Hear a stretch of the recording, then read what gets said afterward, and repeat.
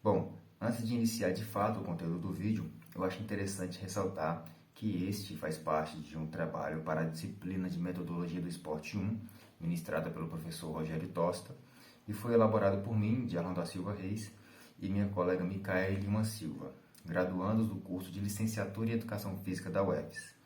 Bom, dados os informes, vamos para o conteúdo do vídeo.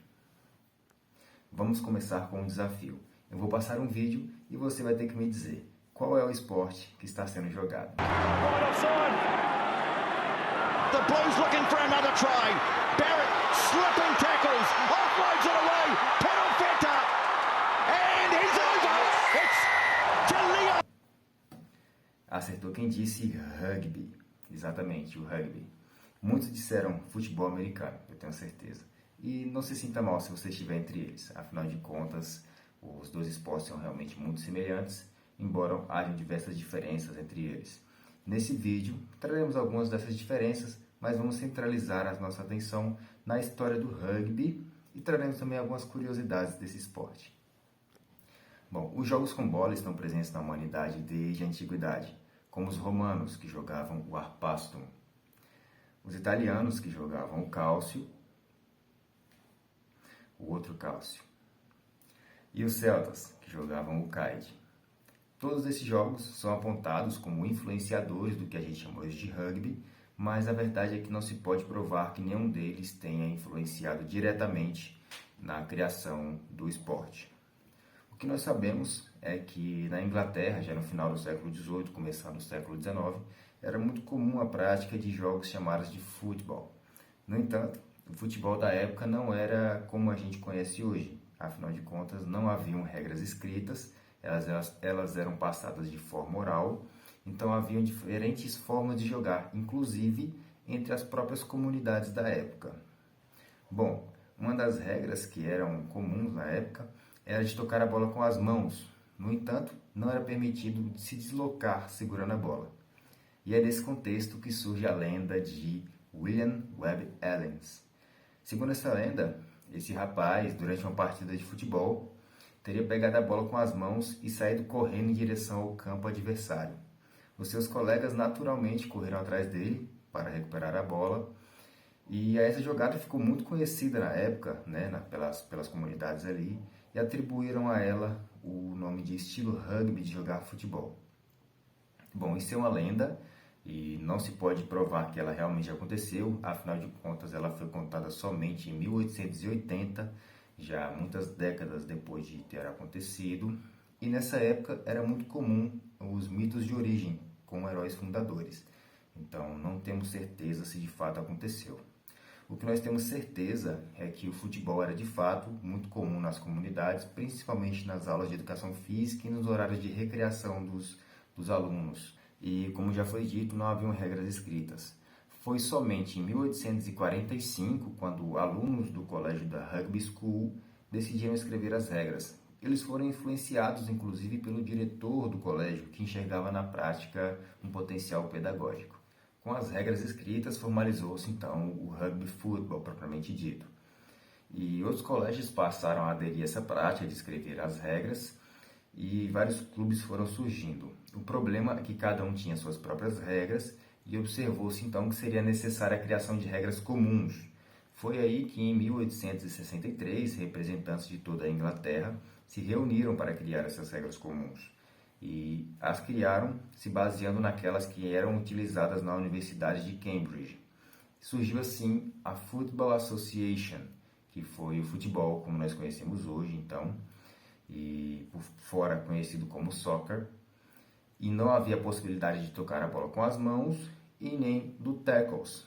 Então, muitas pessoas não gostaram dessas regras e continuaram jogando da maneira antiga, ignorando então as regras do futebol. Essas pessoas, esses clubes, posteriormente, já em 1871, criariam então um órgão organizador maior, o Rugby Football Union, que contaria com 21 clubes com suas próprias regras, inclusive o toque na bola com as mãos e o tackles.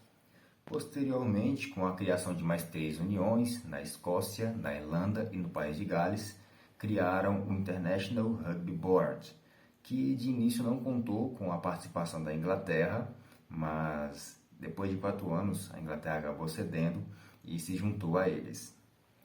Em 1895, houve uma discussão sobre a possibilidade de pagar os atletas do rugby para jogar, e então, com a negação, o rugby acabou se dividindo em Rugby Union, que seria para amadores, e Rugby League, que seria para os profissionais.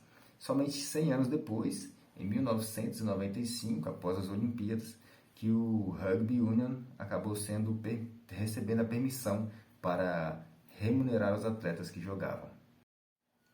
Tá, e no Brasil? No Brasil, o rugby chegou junto com o futebol na década de 1890, mas acabou não vingando.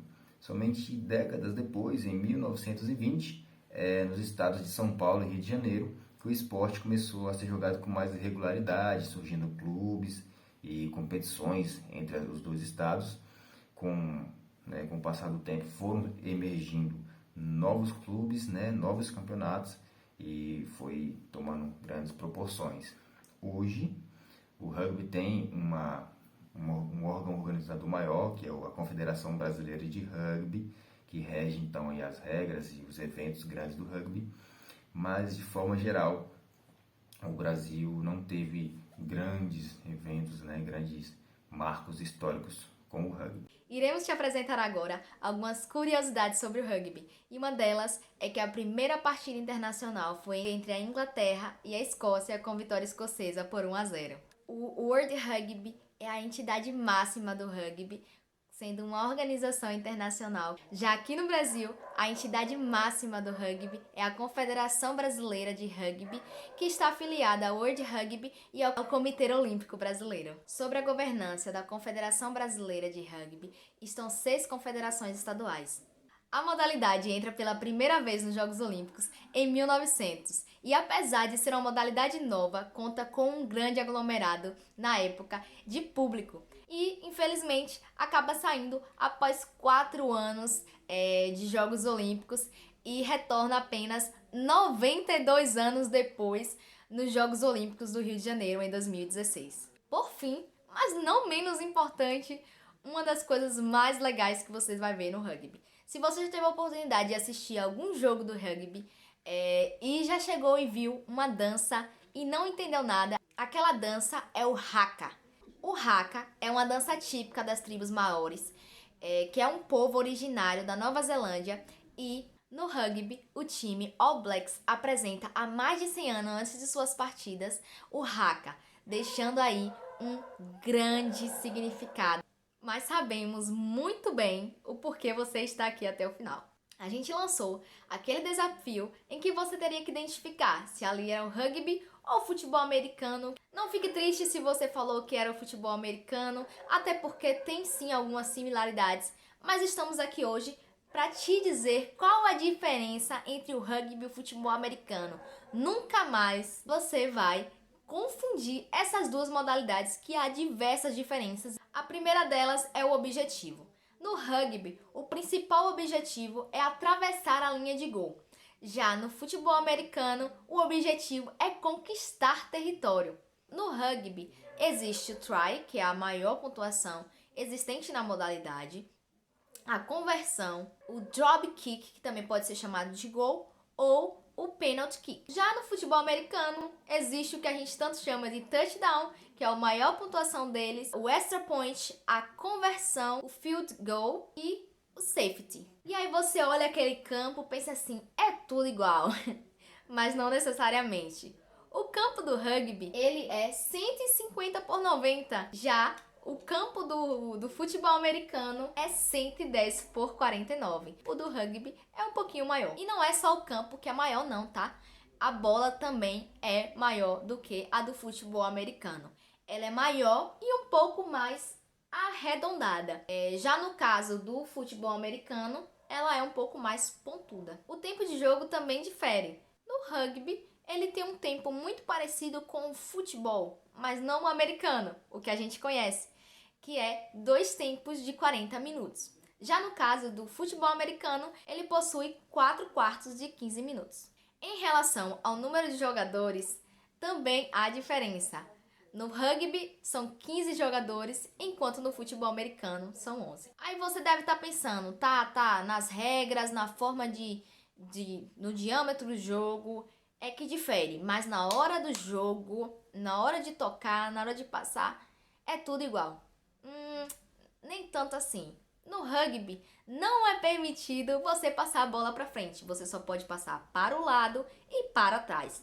Enquanto no futebol americano isso é permitido. Inclusive, é bem pertinente dizer que no rugby você não pode bloquear a pessoa se ela não estiver com a bola. E já no futebol americano você pode bloquear sem nenhum pressuposto. Não podíamos deixar de dizer em relação à proteção. A proteção do rugby é muito mais flexível do que a do futebol americano. E para saber mais, acesse portaldorugby.com.br e esportilandia.com.br.